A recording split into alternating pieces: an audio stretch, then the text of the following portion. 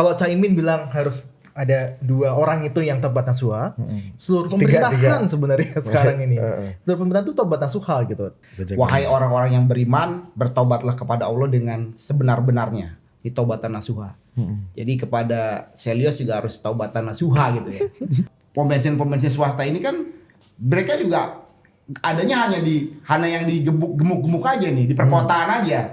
Dia kan investasi nggak ada yang di jauh-jauh. Sedangkan Pertamina kan mengcover semuanya. Masalahnya adalah ini ada demand yang memang dia maunya barangnya lebih bagus daripada barang Pertamina yang busuk gitu kan. Nah ini nih menentukan persepsi publik lagi. Barang Pertamina yang busuk ini yang mana? Ini jangan kan ini kan harus ada intervensi dari pemerintah juga, iya kan? Dan Menteri Bahlil dalam case ini hadir, berani pasang badan loh dengan segala macam hujatan yang ada. Harusnya Pertamina diurus Pertamina ya, tapi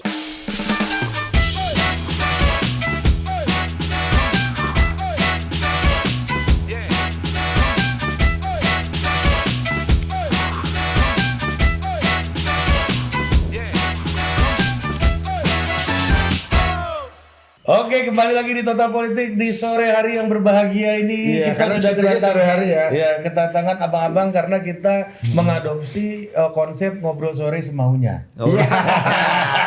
Sekarang Putri Tanjung dan namanya ngobrol sore nggak semaunya lagi. Udah mulai banyak aturan. Mulai banyak aturan, mulai banyak ya kan.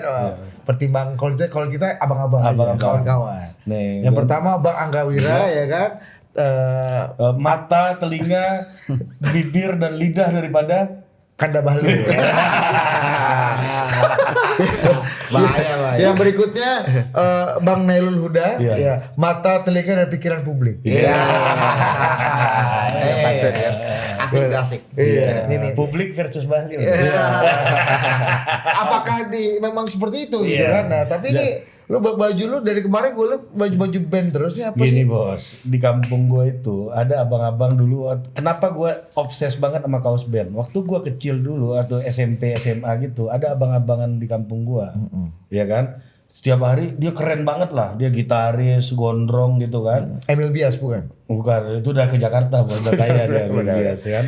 Ya, mitos aja sisanya di Bukit Tinggi itu. Tapi di Bukit Tinggi itu ada abang-abangan gue keren banget. Tiap hari pakai kaos band. Bandnya Ramones. Dipanggilnya Uda Ramones. Udah Ramones. Itulah panggilan kultural itu ya. Dipanggilnya ada Ramones. Iya, Gara-gara suka pakai baju Iya, kaos Ramones. Iya, sama bos, kultural dan spiritual ini bos. Kadang-kadang masalah-masalah kebangsaan, teknokratis pemerintahan kadang-kadang bisa juga diselesaikan dengan solusi kultural ataupun spiritual. Lebih banyaknya itu. Misalnya kemarin Caimin, ya Menko Pemberdayaan Masyarakat bilang, wahai Menteri SDM, Menteri Lingkungan Hidup, Menteri Kehutanan, tobat nasuha. Karena bencana yang terjadi ini kita waktu itu tobat nasuha. Yang disebut Menteri SDM salah satunya. Kiamat bukan sudah dekat, kiamat sudah terjadi akibat kelalaian kita sendiri. Hari ini saya berkirim surat ke Menteri Kehutanan, ke Menteri ESDM, ke Menteri Lingkungan Hidup untuk bersama-sama evaluasi total seluruh kebijakan, policy dan langkah-langkah kita sebagai wujud komitmen dan kesungguhan kita sebagai pemerintah. Bahasa NU-nya taubatan nasuha, kira-kira gitu.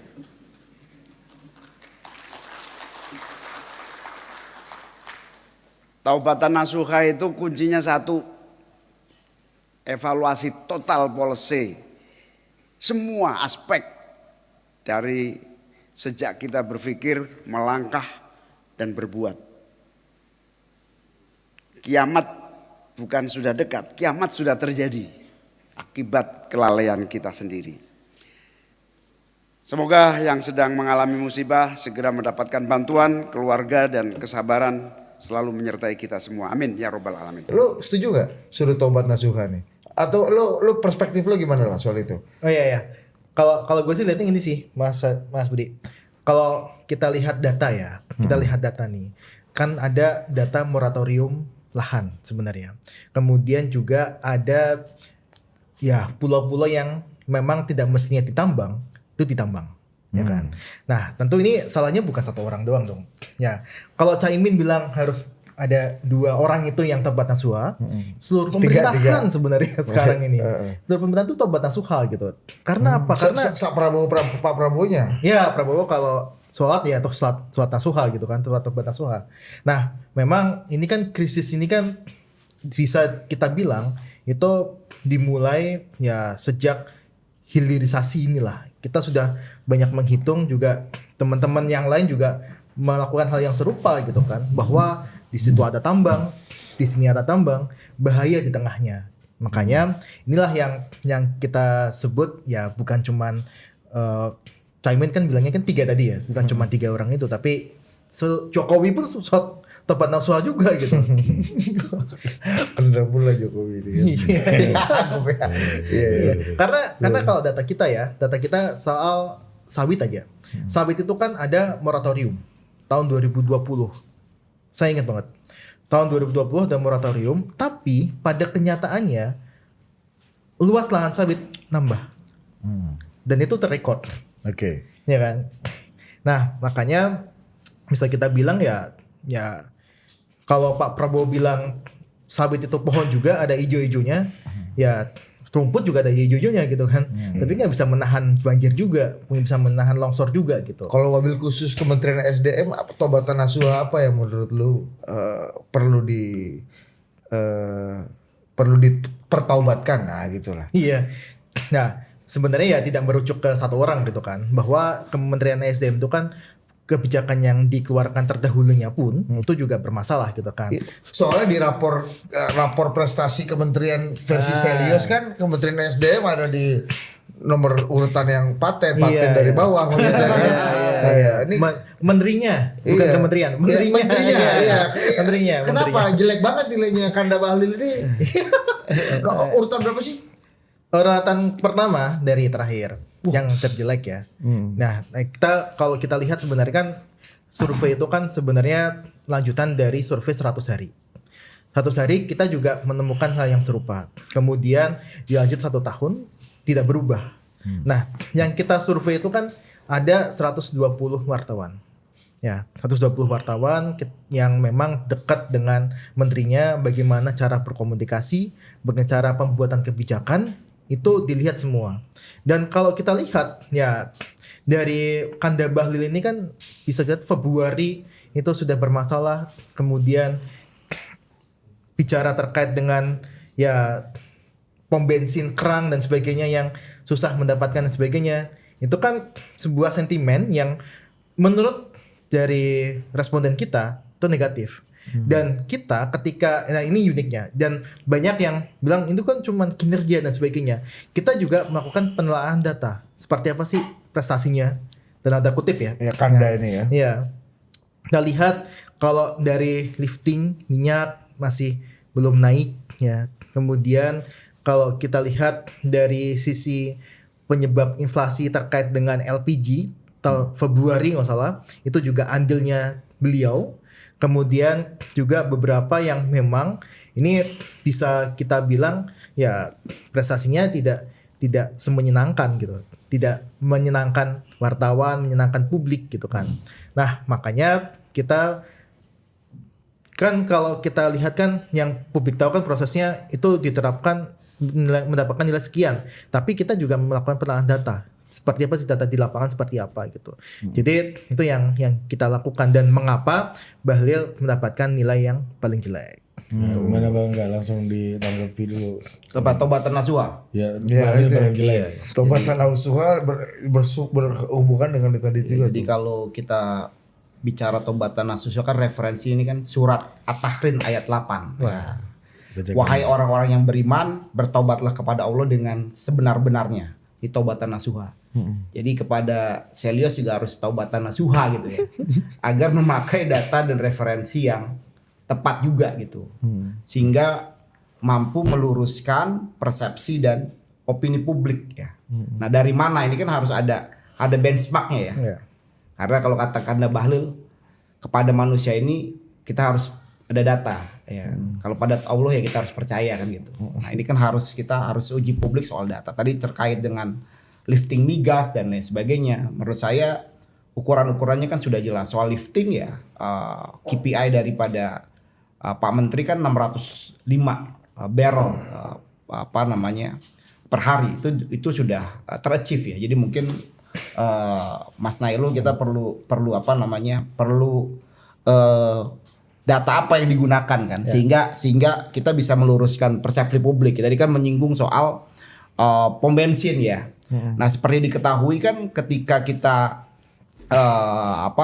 menetapkan kebutuhan impor untuk masing-masing badan usaha itu sudah ditetapkan per tahun gitu.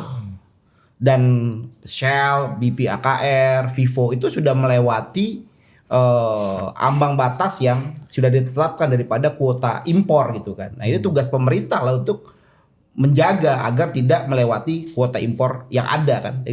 Masa kita negara kalah dengan swasta kan. Nah, itu kan bagaimana negara mampu menjaga apalagi yang dihajat hidup orang banyak. Nah, itu mungkin yang perlu kita diskursus ya secara lebih detail ya, Mas Budi. Jadi nggak mengenai data Pak Kada Bahlil ada di posisi paling paten dari bawah nih gimana? Tadi, ya karena menurut indikasi-indikasi ya menurut yang saya sih sah-sah saja ya. Masing-masing lembaga punya cara untuk meng-crawling informasi dan lain sebagainya. Tapi kan harus didudukan secara objektif juga kan gitu. Mungkin nanti next time ya sebelum Chelios memaparkan gitu ya, kita bikin aja FGD ringan ya kan, yang kita paparkan capaian-capaian daripada Kementerian SDM, KPI-nya seperti apa. Nah, jangan berdasarkan survei-survei atau persepsi publik ini kan jadi bias kan. Bicara secara objektif tapi yang diambil adalah persepsi. Tapi gini Bang Angga. Menurut Abang antara persepsi dan technocratic achievement itu apakah dua hal yang bisa dipisahkan hari ini, mengingat bahwa seorang menteri itu adalah seorang pembuat kebijakan, seorang teknokrat, tapi sekaligus beliau ini kan juga public figure, yang mana menurut saya keduanya ini nggak bisa dipisahkan, mau persepsi mau pada ujungnya kan sebuah pemerintahan yang sukses kan dia harus berhasil mencapai sebuah persepsi kepuasan publik kan gitu. Tapi kan ujung-ujungnya kan adalah endingnya seperti apa. Karena saya meyakini apa yang dilakukan oleh Pak Menteri Bahlil itu adalah sesuai dengan arahan daripada presiden kan seperti itu. Jadi sebagai pembantu presiden tentunya beliau menerjemahkan arahan dan policy yang dibuat oleh presiden. Contoh seperti sekarang yang tadi Mas Nailul sampaikan soal masalah pom bensin. Faktanya sekarang everything's going well. meskipun masih tutup Nah, semua udah kan. going well. Shell, BP AKR, Vivo udah bertransaksi dengan Pertamina gitu kan, dan mereka sudah menjual barang itu ke publik kembali gitu deh. Jadi which is everything sudah melalui proses yang ada, tapi dalam konteks ini negara Tanpa harus menambah kuota impor bagi mereka. tanpa harus menambah kuota impor. Jadi negara dalam konteks ini tidak dikalahkan oleh tekanan swasta dan tekanan publik gitu loh. Nah, tapi tentunya dengan cara-cara juga yang B2B, karena kan ukurannya B2B, business to business. Misalkan Pertamina bertransaksi dengan BPAKR, dengan Shell gitu ya, dengan standar-standar yang ada. Tentunya juga perlu negosiasi yang panjang kan, namanya business to business. Kalau nggak menguntungkan, kalau tidak win-win solution, ini tidak bisa jalan. Tapi pada akhirnya setelah mungkin 2 bulan proses ini terjadi, itu akhirnya publik juga bisa merasakan ini sudah solve, dan ini aku rasa ini bisa menjadi pembelajaran ya untuk pengambilan kebijakan di periode yang akan datang atau di tahun ke depannya. Bagaimana menyusun misalnya kuota impor yang tepat, bagaimana cara mekanisme transaksi ketika misalnya suatu badan usaha kuotanya juga lewat gitu ya. Nah, ini juga harus fair gitu loh. Dan juga mungkin menurut saya juga harus aja semacam insentif juga, karena gini loh. Ini kan kayak apple to apple. Misalnya seperti pom bensin swasta ini kan mereka juga adanya hanya yang gemuk-gemuk aja nih, di perkotaan aja. Dia kan investasi nggak ada yang di jauh-jauh. Sedangkan Pertamina kan mengcover semuanya. Nah, ini juga harus dipotret juga oleh Chelios juga menurut saya. Jangan hanya scattered aja, dipotret secara komprehensif gitu loh. Jadi mungkin saya juga kemarin usulkan misalnya ke Pak Menteri Bahlil, oke mereka misalnya bisa mendapatkan tambahan kuota, kita sempat diskusi ya. Tapi mereka juga punya tanggung jawab membangun Investasi yang di luar Jawa gitu ya. Daerah-daerah kering lah ya. Daerah-daerah yang tadi ya kering, yang mungkin Susah. biaya investasinya pastinya akan lebih mahal, supaya BEP-nya kan bisa apple to apple juga dengan Pertamina. Nah, ini mungkin cara-cara yang tadi yang baru bilang, harus ada pendekatan yang teknokratik, apalagi di Kementerian SDM. Ini kementerian yang harus memang dilakukan oleh kementerian yang teknokratik. Tapi sekali lagi ya, kita tidak bisa diintervensi oleh pihak swasta. Negara punya strategi. Kalau ganjarannya persepsinya nggak dirasakan publik seperti data Celius gimana Pak? Gimana? Misalnya ganjarannya adalah persepsinya buruk gitu. Iya. Kan ujung-ujungnya kenikmatan dan persepsi publik ini kan apa yang publik rasakan Iya, gitu makanya kan. aku rasa ini kan akan dikembalikan lagi kepada presiden kan, kepada Pak Prabowo. Ini loh, seperti ini pasti Pak Bahlil kan melaporkan, untuk mengatasi begini langkahnya seperti ini, seperti mungkin case yang di awal tahun soal LPG. Ini kenapa LPG juga harus diatur, Mas Taulil? Ini kan sudah over kuota. LPG ini kan kita hampir 80% ini kan impor. Kita kebutuhan kita 8 juta ton per tahun, dan kita hanya bisa menghasilkan di lokal ini yang LPG ini sekitar hanya 2 juta ton saja gitu. 6 juta ton ini kita harus impor. Jadi kan benar-benar harus kita kontrol sehingga tidak over kuota. Kalau over kuota ini kan pasti kos APBN membengkak, dan itu perlu, karena kalau kita lihat juga data dari Kemenq ya, dari itu kebocoran BPK juga kan, kebocoran untuk subsidi LPG ini kan cukup tinggi kan. Nah, ini kan juga harus ada mekanismenya bagaimana mengontrol agar subsidi ini bisa tepat sasaran. Nah, ini dari Bang Angga tadi menjelaskan gini Mas Huda, bahwa ada upaya dari pemerintahan hari ini, pemerintah Pak Prabowo, untuk melakukan pergeseran paradigma gitu, dari paradigma yang lama ya ke paradigma yang baru gitu. Misalnya dengan yang Bang Angga jelaskan, menurut Dalam konteks penegakan kedaulatan tadi kali ya mungkin ya. Nah, makanya dampaknya kepada opini publik gitu misalnya. Nah, Mas Huda menilai ini perubahan pergeseran paradigma ini beneran terjadi atau memang benar seperti hal yang dikatakan oleh persepsi publik bahwa ini nggak bekerja dengan optimal gitu. Ya, yang pertama gini, soal kalau kita lihat soal kuota impor ya, ini kan Pertamina kan juga impor sebenarnya. Masalahnya itu kan bukan impornya tambah, tapi pasti tambah. Karena apa? Karena impor juga kita udahlah net importir kita tuh, nggak seperti soal itu kan. Kita sudah net importir gitu. Nah, tapi kan masalahnya adalah memang satu pintu itu. Yang kita perlu satu pintu itu kan, satu pintu mereka Pertamina, mereka mengatur impor juga.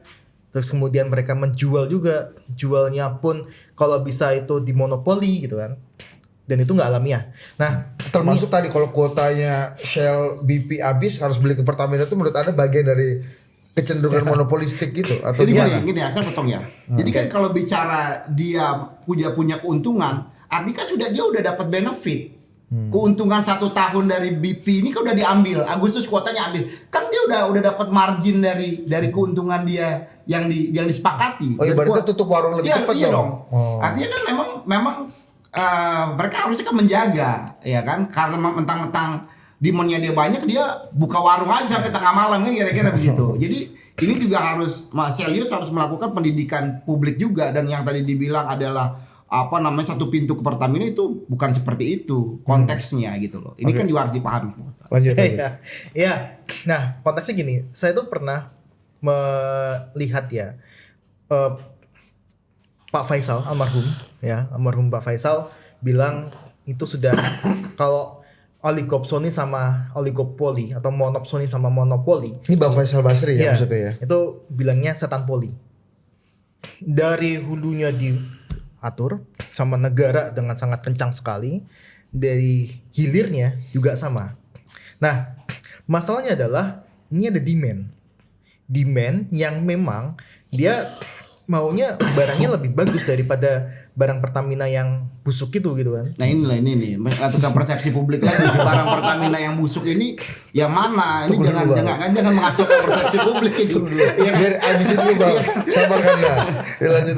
Nasionalisme saya. Kita tuh nasionalisme tapi harus memperbaiki juga dong. kita sudah menghitung kalau misalkan ya tahun 2000 kemarin yang soal masuk kejaksaan, soal Pertamina Operasional. yang di blending, bilangnya blending gitu kan. Terus kemudian kita coba hitung berapa sih kerugiannya? Banyak bos. Impor yang sedang tangani kejaksaan 280 T itu permainan dari Pertamina gitu. Nah, ketika publik itu sudah mulai jenuh, ya saya nggak mau lagi ya pakai ini buktinya permintaan banyak ya untuk sel ketika BP buka langsung penuh gitu. Artinya di situ kan pasar tuh kan nggak bisa dibohongin. Publik pasar itu nggak bisa dibohongin bahwa permintaannya ada di situ. Nah, ketika permintaan ada dengan hilirnya memang kalau Pertamina mau ya perbaikin kualitas gitu kan. Harus setara dengan yang BP dan sebagainya. Nah, tapi masalahnya adalah ya lagi-lagi publik demand itu nggak akan pindah ketika barangnya bagus gitu. Jadi solusinya adalah buka kuota impor aja untuk BP, Shell dan kawan-kawan tadi. Maksudnya nggak harus beli dari Pertamina gitu maksud lo? Nggak harus. Kalau saya pribadi sebenarnya tata kelolanya harus perbaiki. Tata kelola ketika ingin impor dan sebagainya. Karena kita sudah net importir, Mas. Kita tuh net importir. Kecuali kalau misalkan Jadi pasti impor gitu ya? ya kecuali kalau misalkan kita produksi dalam negerinya sangat tinggi sekali gitu kan. Tapi kan ada yang Bang Angga bilang tadi, Mas Huda, bahwa public service obligation-nya Pertamina ada yang mengharuskan Pertamina harus membangun SPBU di tempat yang dianggap tidak ekonomis gitu ya, tidak menguntungkan.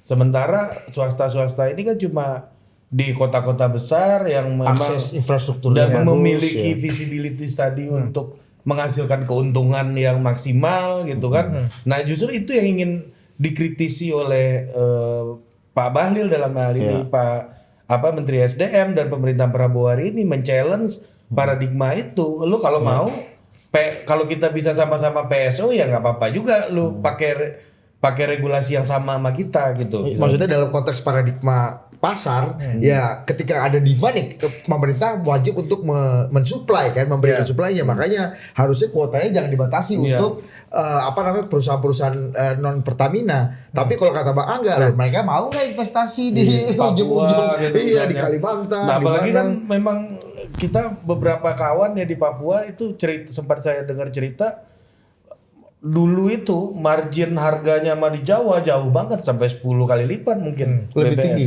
Iya, BBM gitu. Tapi dengan sekarang BBM satu dengan harga. BBM satu harga kan subsidi ada Iya, subsidi silang, betul. artinya kan makin makin terus. turun. Iya kan Nah, kalau tapi gini lah, saya ingin Tapi kan kompensasi Iya, Pertamina. Gini. Iya, makanya Iya. itu yang nggak dialami oleh SPBU lain gitu. Iya. Yang Bang Angga sebutkan Ya, tadi jadi mungkin gitu. saya tadi ingin sedikit mengkritisi yang tadi Mas Nailul juga sampaikan mengenai barang Pertamina busuk ya. Ini kan juga harus ada keputusan, ini kan belum ada, ini kan semua baru dugaan. Sekian ratus triliun dan lain sebagainya selama ini. Termasuk soal mengandung etanol apa gitu-gitu. Apakah Bang? pernah ada kerusakan massal di otomotif? Kan nggak pernah ada. Ini industri migas ini industri yang udah mature, bos. Semuanya ini ada yang mengkontrol, ada yang memverifikasi, ada yang mensurvei.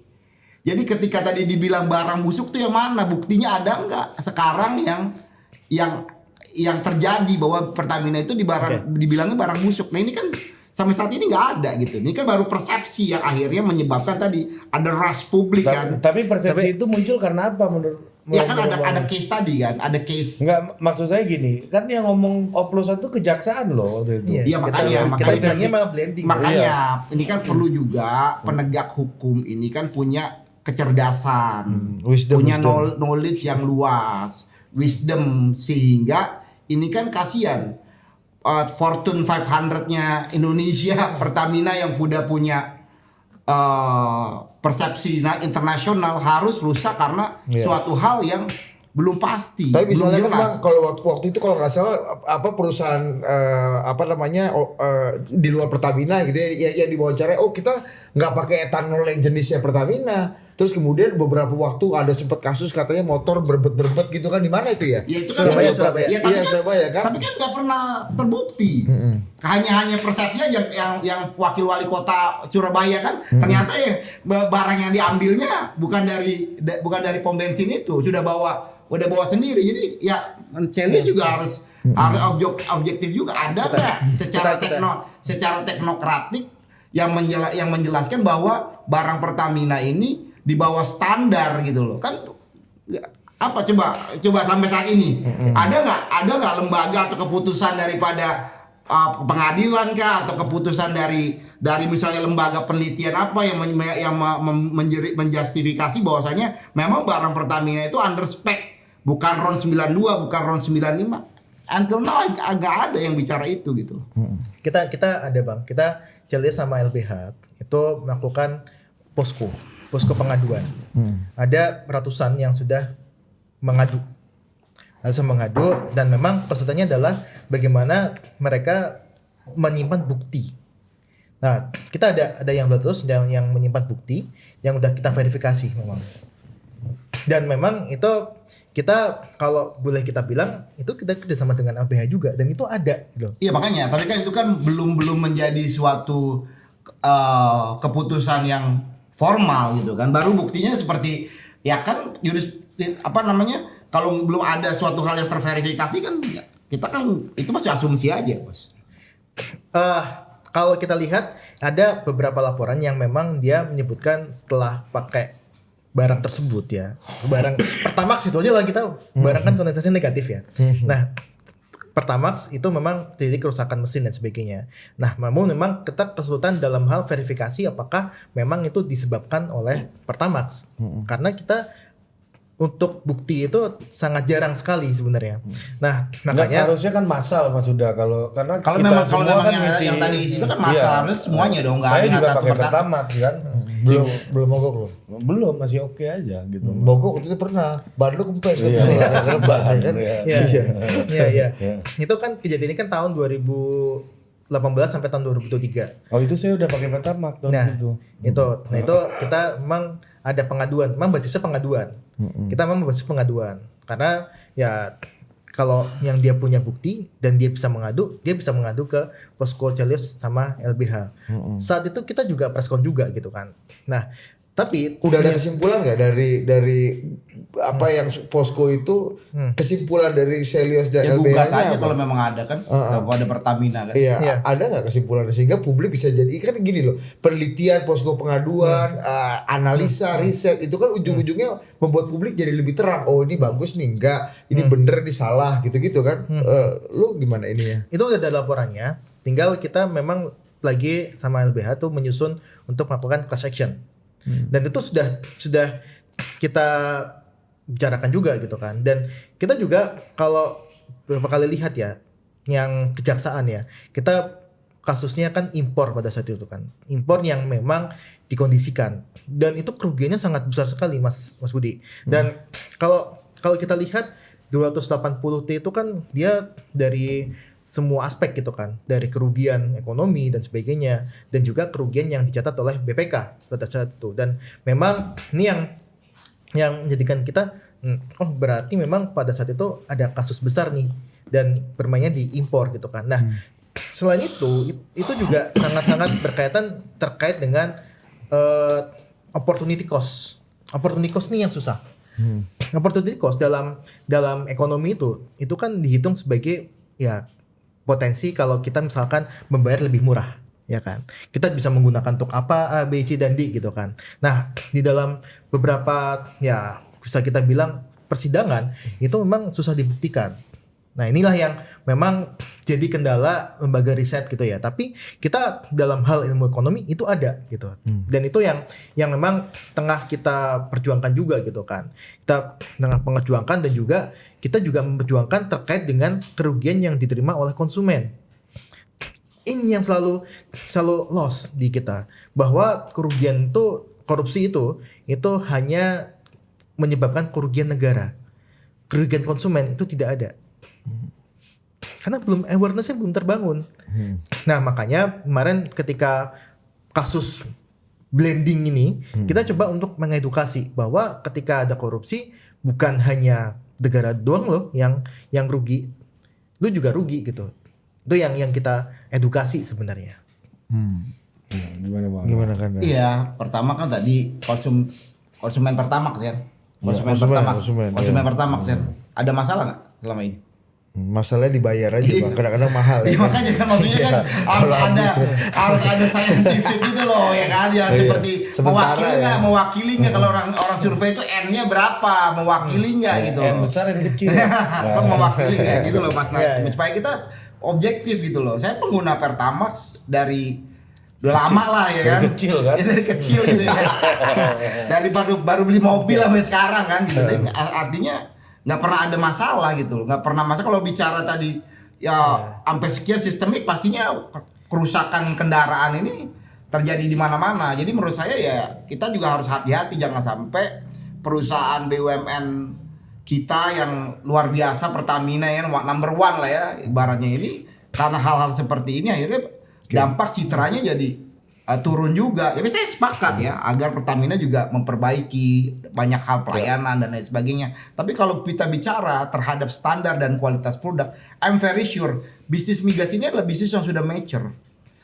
Orang baru mulai belanja barang, survei sampai ke N ini, itu semua udah ada standarnya gitu loh. Jadi menurut saya amat sangat sulit ketika ada permainan di sana gitu loh. Mungkin ya tadi yang dibilang kalau dari ribuan kapal itu ada 1-2 mungkin ya. Tapi kalau sampai terjadi secara masif adanya oplosan atau blending yang tidak memenuhi standar kualitas yang ada, saya nggak yakin. Itu kan ada kasus nih Bang, ada kasus terkait dengan SPBU ya. Kita bilang SPBU ya, SPBU yang memang dia mencurangi konsumennya. Itu sudah ada di Kepolisian Banten.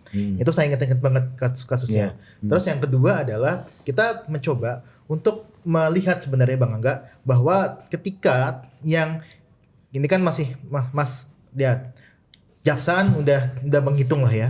Udah menghitung, yang pasti mereka juga punya scientific juga Bang.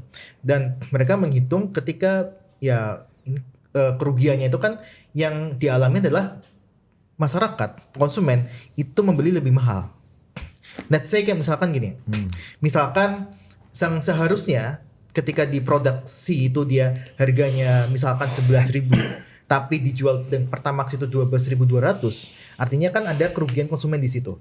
Nah, ini yang kita highlight sebenarnya di laporan kita terkait dengan Pertamax yang di blending itu, bahwa di situ ada kerugian dalam hal masyarakat membayar lebih mahal. Iya itu kan, tapi kan ini kan barang non subsidi.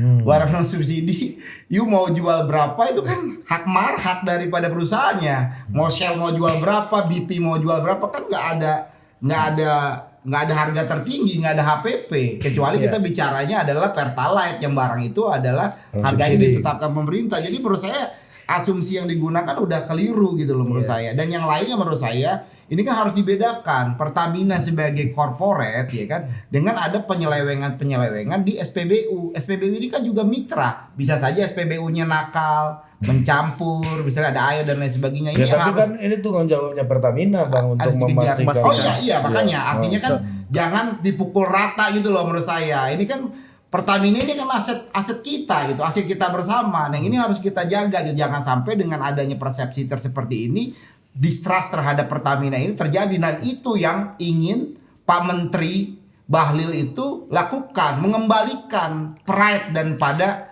Pertamina itu gitu loh. Kalau kita masalah bayar paradigma nih, benar ya. Kalau kita bayar 12.292 oke lah. Tapi kan ini masalahnya adalah blending itu kan. Dan Kejaksaan kan udah bilang juga itu ada blending di situ. Kalau dulu belum terbukti bos. Bahkan Kejaksaan juga beberapa kali meralat statementnya juga. Jadi menurut saya apa yang belum ada keputusan. Jadi Mas Nail kan scientific ini kan, lembaga ini kan. Jadi jangan mengambil asumsi suatu hal yang belum menjadi, istilahnya ini masih tesis nih, jangan dia menjadi bahan dulu. Dampaknya apa Bang Angga kalau misalnya tadi risetnya Mas Huda dan kawan-kawan di Selyos dianggap menjadi sebuah kebenaran publik, menurut Bang Angga dampaknya apa? Ya tadi yang aku rasa kalau memang ya tadi itu kan akan menjadikan persepsi terhadap Pertamina ini kan drop yang akhirnya tadi kan. Bukan itu juga langkah untuk memperbaiki Ya makanya terjadi kinerja Pertamina juga tapi kan ini jadinya. kan harus ada intervensi dari pemerintah juga, ya kan? Dan Menteri Bahlil dalam case ini hadir, berani pasang badan loh, dengan segala macam hujatan yang ada. Harusnya Pertamina diurus Pertamina ya, tapi beliau kebijakannya di SDM. kebijakan apanya bro? Kebijakan ininya untuk terkait dengan tata niaganya kan di SDM. Ya tapi untuk memperbaiki persepsi publik itu kan harusnya di Pertamina yang hadir, tapi Pak Bahlil yang selalu pasang badan untuk memproteksi kebijakan ini. Iya. Tapi menarik tadi. Tadi Bang Eka juga nyampaikan juga kan sebenarnya kan bahwa ya memang kalau dari sisi ini 12.000 pertama nggak masalah kan. Nah masalahnya adalah kalau kita nggak masalah juga ketika mendapatkan barang yang sesuai.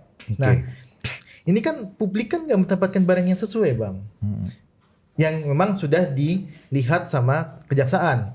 Kejaksaan pasti mempunyai saintifik sendiri lah. Saya nggak meragukan hal Itu itu. tadi itu apakah oknum atau memang menjadi sebuah sistemik gitu yang massal dan menjadi sebuah aksi korporasi yang resmi gitu. Ya. Tadi kalau nggak kan gue juga nggak tahu Iya, soal ini iya, problemnya. iya. Kalau kita lihat kan sebenarnya kasusnya itu kan dia memang berasal dari beberapa kilang ya nggak salah ya. Beberapa kilang kemudian melakukan blending dan sebagainya yang saya rasa sebenarnya kalau masyarakat tuh sebenarnya kalau mau membayar 12.200 dan sebagainya seperti ya kalau konsumen setia Pertamax pasti nggak akan masalah karena di situ ada willingness to pay. Nah, tapi masalahnya adalah ini kan ada yang mereka bayar apa, tapi satu sisi yang mereka dapatkan apa. Nah, itu ada yang terjadi consumer loss. Nah, consumer loss ini yang kita hitung. Berapa consumer loss? Nah, kalau kita hitung consumer loss-nya itu bisa mencapai 17 sampai 21 T di rentang waktu 2019 sampai tahun 2023. Karena apa? Karena consumer loss itu dia ditimbulkan dari ya tadi mereka harusnya mendapatkan barang yang sekian dengan harga Pertamax, tapi mereka mendapatkan barang yang memang kualitasnya di bawah itu. Loss kita itu paling gede selama Pak Bahlil jadi menteri berarti, Mas. Sebenarnya itu bukan kita pandang Bahlil atau enggaknya ya, tapi kita kasus Enggak, karena kan kasus korupsi berkait kita ke persepsi yang di rankingnya Selios. Oh gitu itu kan. bukan itu karena iya. itu masalahnya beda lagi masalah terkait LPG terkait juga tadi tata kelola impor dan sebagainya gitu. lebih Oh yang komprehensif langsung ya. dirasakan kali barangnya Iya, nggak ada iya, gitu iya, mungkin gitu kali ya. Iya. Tapi kalau tadi misalnya barangnya nggak ada nih, artinya kan orang susah nih ke Shell, ke BP, ke Vivo, itu kan nggak ada barangnya. Itu untuk menegakkan atau bahasa Ari itu gimana nih? Menciptakan paradigma baru tata kelola niaga migas gitu. Itu diwajarkan nggak? Kalau Kan ini menegakkan tadi tuh Iya. paradigma baru nih. Kita jangan kalah. Kalau misalnya kalah, masa kita kalah sama Iya. permintaan swasta? Masa kita mereka yang nggak mau investasi di pedalaman, masa kita yang harus ngalah terus gitu? Iya, kalau dulu kan nggak diatur. nggak dianggap gitu. Ya nggak dianggap. Mungkin aku Iya. nyambung dulu ya, Ada sebentar. tekanan publik. Aku ayo, kesempatan boleh. nyambung dulu. Misalkan tadi kan persepsinya Selios ini kan bahwasanya customer membeli barang yang under spec. Kira-kira kan begitu, betul nggak? yang tidak sesuai Ya, dengan sesuai harga. under spec ya. Artinya RON 92 Pertamax dengan adanya oplosan ternyata itu di bawah RON 92. Iya. Nah, tapi kan fakta itu belum ada, Bos. Kalau overspec kan orang nggak Iya kan, Kalau kalau overspec overspec nggak nggak ada. alhamdulillah. Itu kan nggak ada, dan dampak secara sistemik masif terhadap kerusakan kendaraan kita pengguna Pertamax pun sampai saat ini nggak ada gitu loh. Nggak ada ini harus secara saintifik juga dikelola, kasihan nih Pertamina. Jadi maksud lu diuji dulu nih datanya Iya serius dong. gitu ya? Jangan pakai asumsi yang belum ada dipaparkan ke publik. Wah, Pertamina selama ini selama periode ini ngasih barang Pertamax ini under spec, nggak sesuai, nggak RON 92, ternyata RON 90 sama dengan Pertalite. Kan nggak ada. Padahal Pertamina ini kan ketika menjual barang kan diuji. Ada Lemigas juga yang menguji dan juga surveyor independen yang sudah berjalan. Nah, ini kan perlu disinkronkan dulu. Itu sih maksudnya catatan saya ya. Oke. Sehingga publik ini juga bisa mendapatkan informasi yang clean and clear gitu loh. Data lu diragukan nih bro. Apa? Nah, intinya data lu diragukan ya kesohihannya sama Bang Angga. kita kan melihat datanya dari informasi kejaksaan sebenarnya. Itu kejaksaannya belum jelas informasi apa. Kejaksaannya kan belum jelas. Informasi apa? Jadi kita hadirkan juga di top ada kejaksaan gitu loh ya kan. Kita yang serem. Enggak maksudnya Boleh, iya, boleh, maksudnya boleh. artinya kan Karena gini. kita kan sebagai teknokrat nih ya, sama teknokrat ini kan harus melihat secara faktual juga gitu loh. Nah, kalau soal paradigma tadi gimana, Da?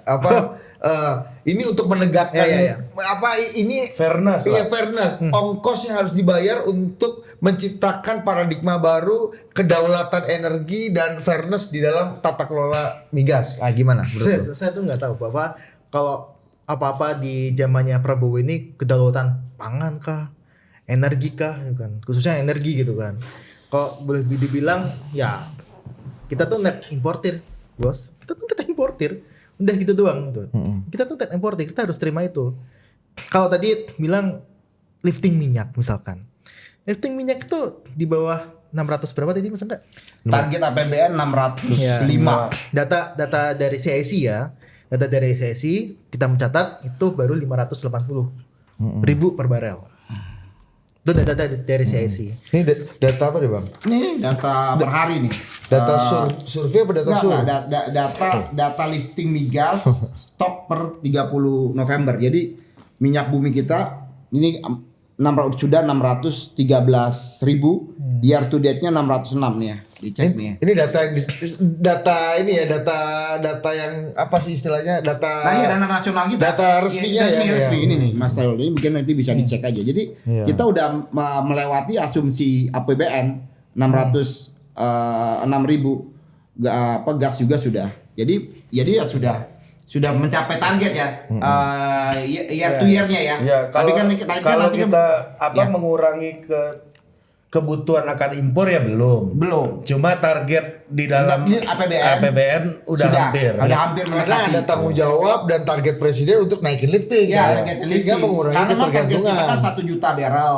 Sedangkan konsumsi kita per hari itu 1,6 juta. Jadi memang masih sangat jauh gitu ya. Jadi harus digenjot. Makanya kan Pak Bahlil juga sekarang punya program untuk melegalkan sumur-sumur masyarakat gitu loh ya. Salah satu program untuk mendorong agar adanya yang selama ini istilahnya ilegal ini dilegalkan dan Pertamina juga wajib mengambil. Itu salah satu terobosan ya yang di Kementerian SDM juga lakukan juga. Ini baru lagi nih, menarik nih, tambang rakyat dan sumur rakyat. Sumur rakyat ya. Tambang Beda, juga ya? tambang Beda ya? Kalau tambang kan sebenarnya aktivitas tambang rakyat selama ini sudah ada IPR dan lain sebagainya. Iya, baru diresmikan juga kan? Karena kan kalau bedanya rezim pertambangan dan migas itu beda.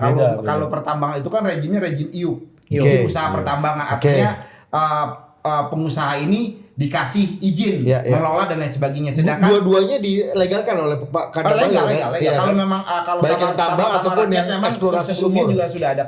Kalau rezim migas ini kan wilayah kerja. Jadi kan perusahaan K3S itu memang istilahnya itu dia hanya sebagai kontraktor, tidak memiliki wilayah kerja. Wilayah kerjanya itu adalah tetap punya negara gitu loh. Nah, bedanya dua rezim dalam konteks pengelolaan sumber daya alam ini seperti itu gitu. Oke. Gimana, Da? Iya.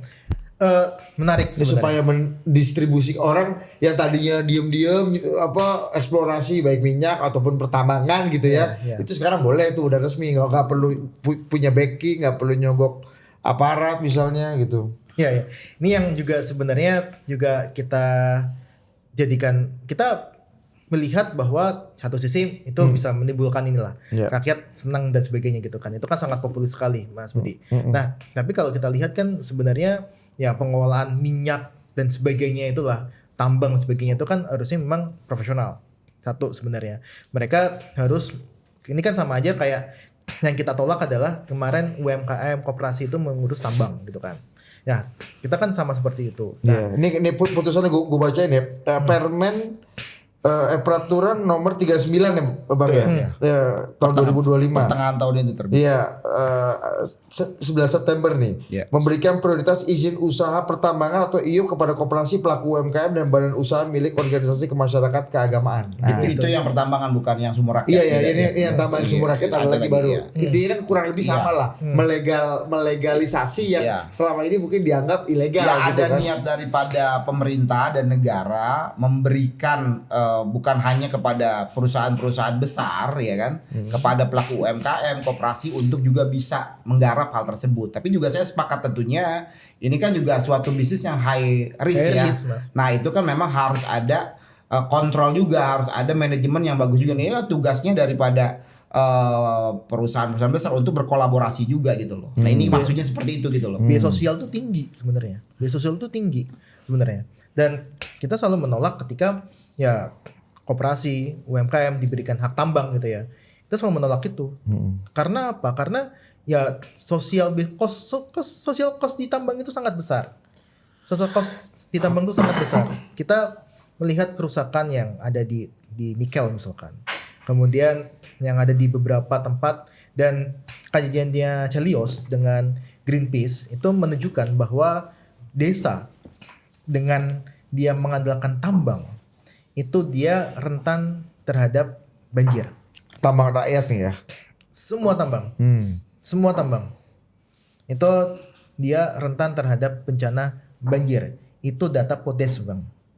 Itu sudah terverifikasi. Kalau bagaimana upaya meredistribusi kekayaan dan mewujudkan misalnya kan kalau Pak Mahathir bilang pasal 33 nih supaya ada dua hal yang berbeda ya, terredistribusi. antara redistribusi dan persoalan tata kelola tadi kan. Nah, artinya nih ini kan pertama konsep besarnya juga untuk meredistribusi pasal 33 tadi kan. Yang ingin saya yakin Pak Prabowo menggunakan instrumen itu untuk melakukan kebijakannya. Tapi di sisi lain saya sepakat, namanya pertambangan, SSDA ini memang high risk gitu loh, dan high teknologi juga gitu loh. Jadi memang ya harus ada standar-standar yang memang memenuhi kaidah, nggak sembarangan gitu loh. Ini kan dua hal yang memang harus berjalan beriringan juga. Jangan sampai di redistribusi pengelolaannya juga asal-asalan ya. Tapi tadi kan sekarang juga saya lihat ya penegakan hukum terhadap tambang-tambang ilegal itu kan sangat keras sekali pemerintah gitu yang kita lihat selama ini. Jadi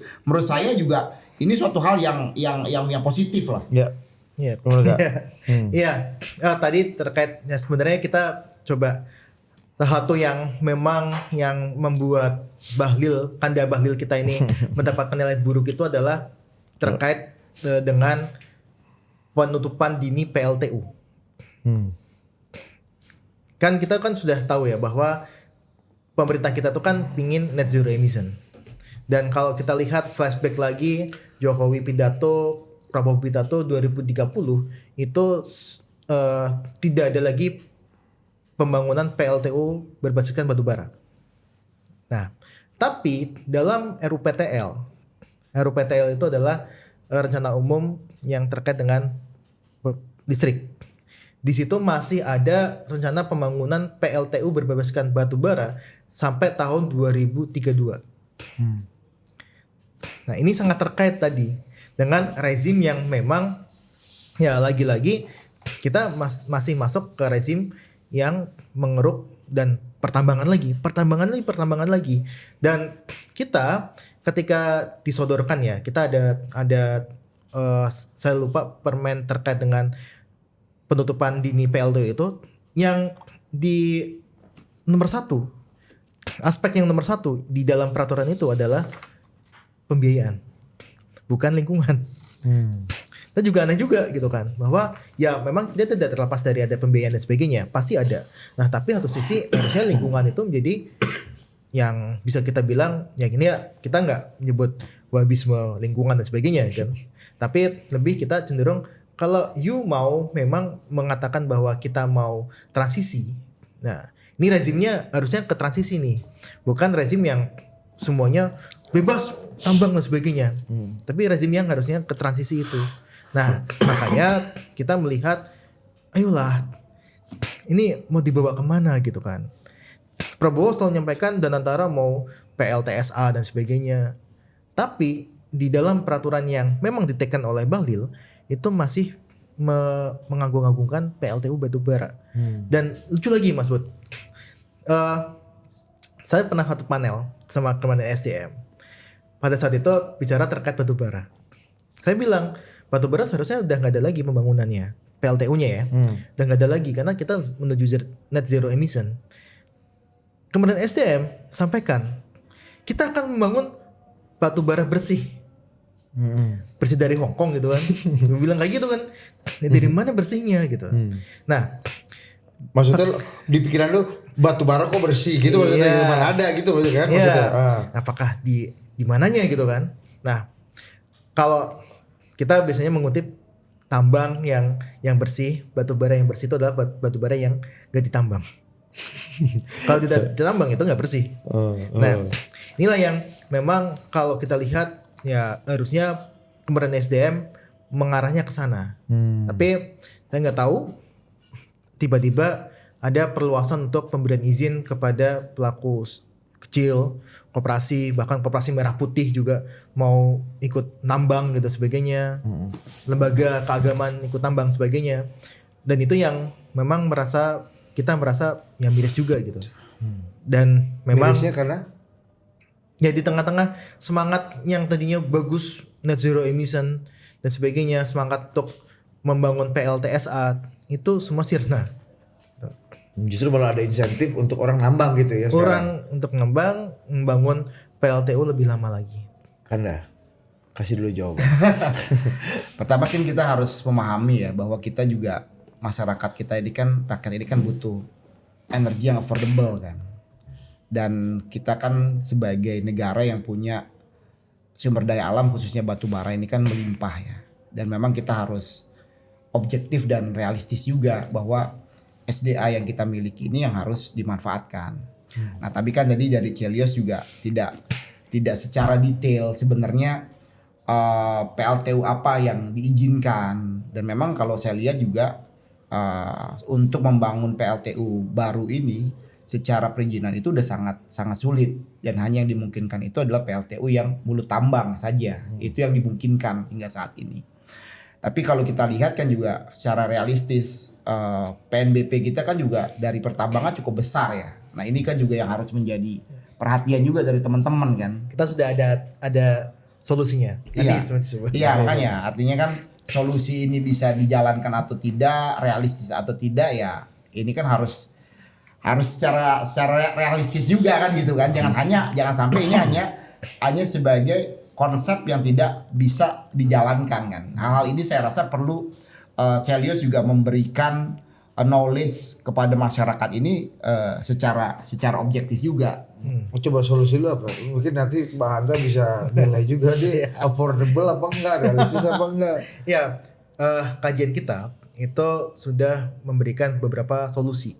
Sebenarnya ini bukan hanya berangkat soal PNBP batubara, PNBP mineral dan sebagainya, tapi kita melihat dari masalah penerimaan negara yang memang kurang. Oke. Nah, kita ada beberapa yang kita usulkan, memang yang sering jadi topik pembicaraan adalah terkait dengan wealth tax atau pajak kekayaan.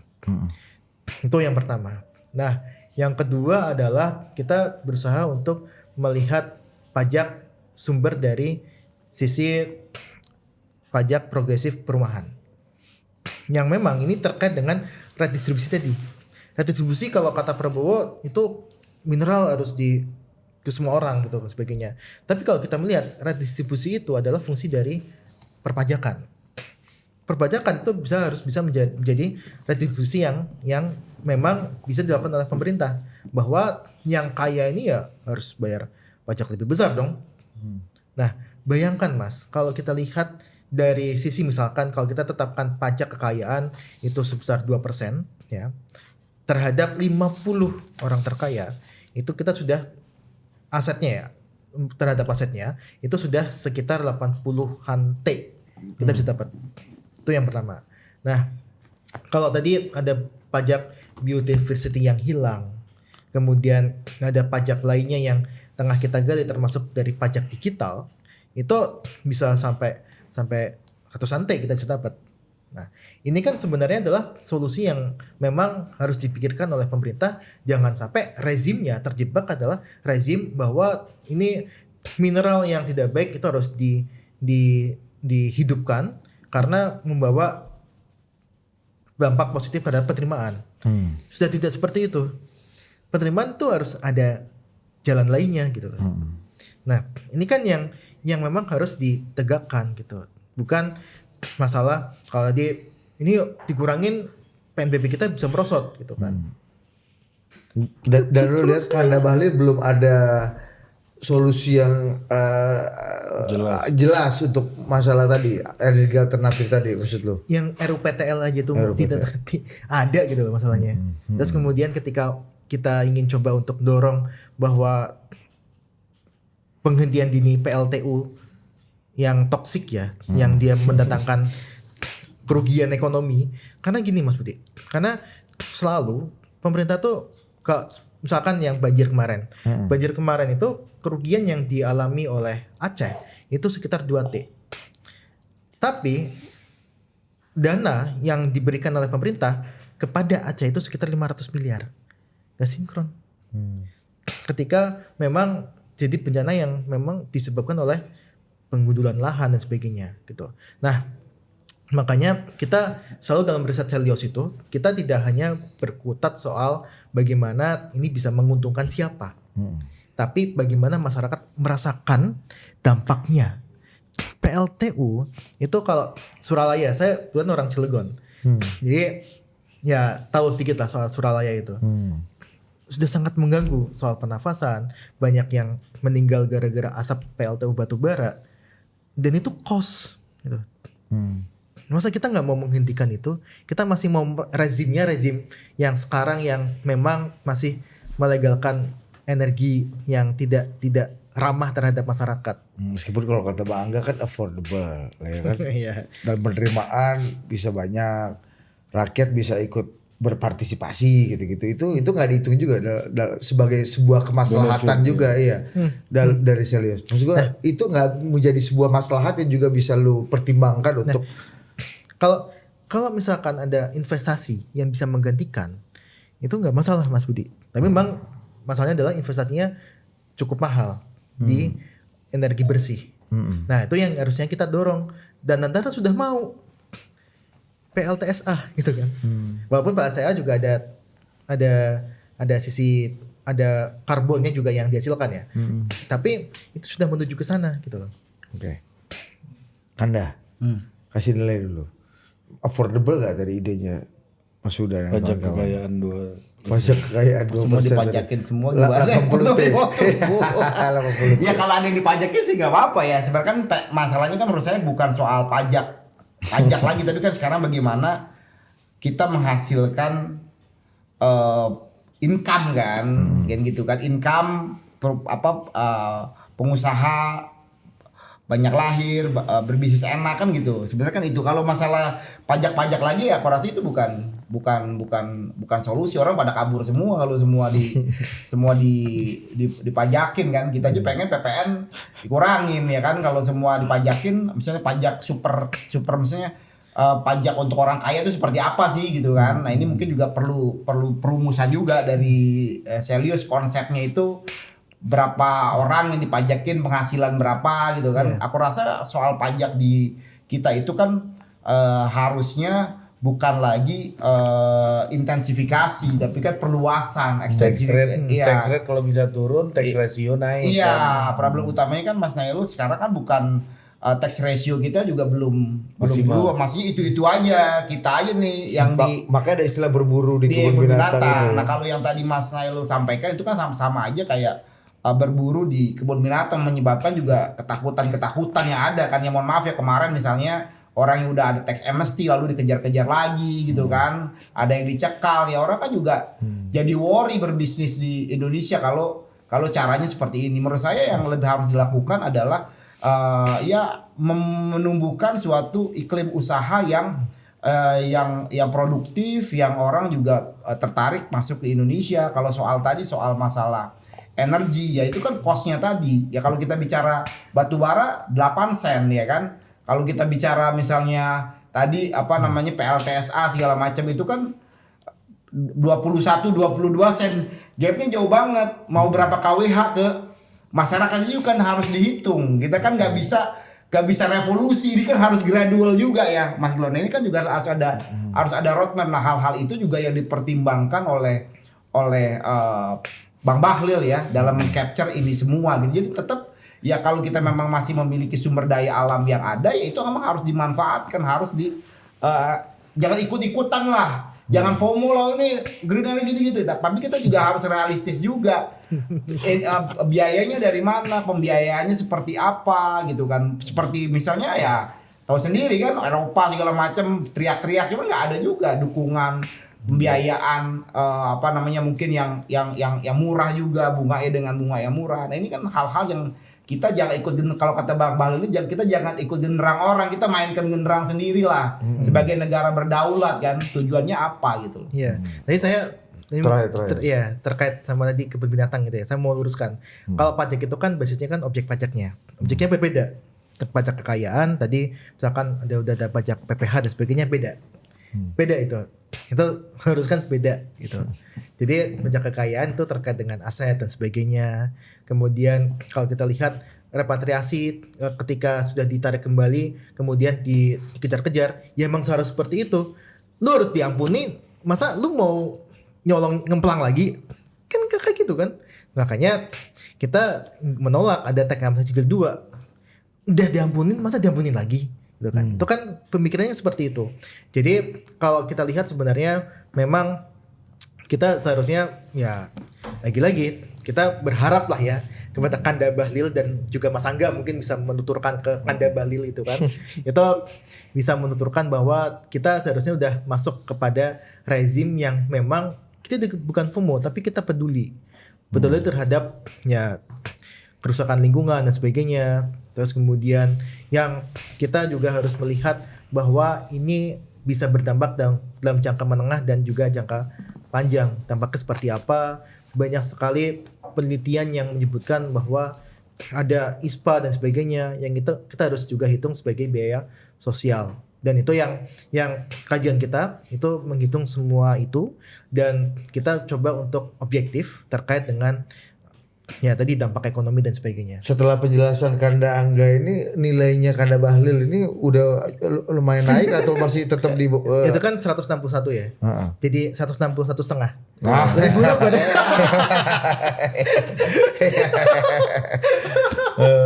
Gimana Dinda? Masih ada Bang Angga yang mau ditanggapi Bang? Gak apa-apa, yang penting insentif pegawai SDM naik ya kan.